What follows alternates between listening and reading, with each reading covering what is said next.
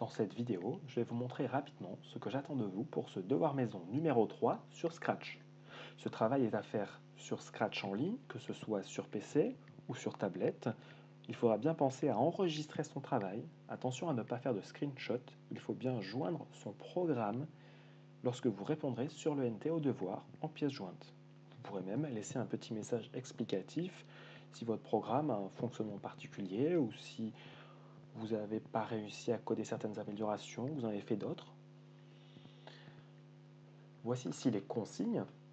Au début, il est expliqué comment fonctionne la version basique du programme et vous serez ensuite invité à coder au moins une amélioration pour avoir une maîtrise satisfaisante de la compétence programmée ou bien les 3 améliorations si vous voulez une très bonne maîtrise.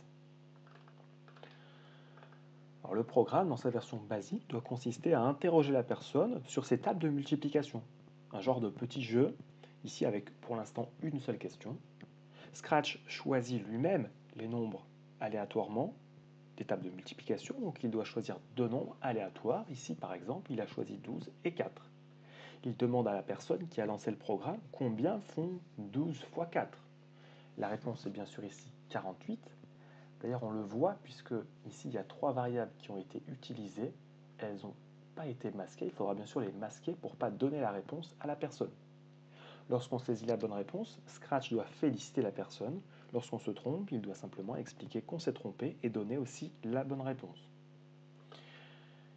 Je compte aussi sur vous pour faire un programme qui soit vraiment personnalisé. Donc je vous invite à choisir vous-même votre propre lutin. Je ne veux pas que ce soit le lutin de base et votre propre arrière-plan.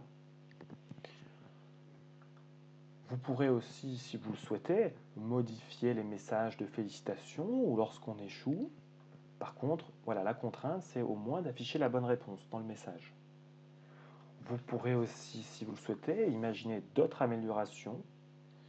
On pourrait par exemple imaginer que l'opération est choisie aléatoirement entre les 4 opérations de base, peut-être, ou que ça rajoute un score différent en fonction du type d'opération. En tout cas, ici, je vous propose ces 3 améliorations. Voyons ce que ça donne sur Scratch lorsqu'on a codé les 3 améliorations. Ceci est un exemple, vous pourrez bien sûr avoir un comportement légèrement différent de l'instant que ça respecte les consignes. Lorsqu'on lance Scratch, Scratch tire ici 2 nombres aléatoires, bien sûr on ne les voit pas, ici il est seulement affiché le score. Si je lance plusieurs fois mon programme, bien sûr les nombres sont aléatoires, je ne veux pas deviner à l'avance quels sont les nombres que Scratch a choisis. Si je commence à répondre, par une bonne réponse, le lutin me félicite et mon score augmente.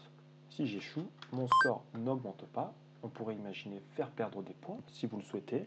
Dans ce cas-là, c'est une différence par rapport au programme de base, mais qui pourrait se défendre. Vous pouvez, si vous voulez, modifier ce comportement. Je ne vais pas aller jusqu'au bout, mais ici, il y a une série de 10 questions, et à la fin des 10 questions, il est affiché le score final de la personne, le nombre de bonnes réponses sur 10, comme si on avait une note sur 10 finalement. Vous pourrez bien sûr modifier ce nombre. Voilà, j'espère que cette vidéo vous aura aidé. Une deuxième vidéo vous permettra, si vous avez encore des difficultés, de mieux comprendre comment fonctionne Scratch.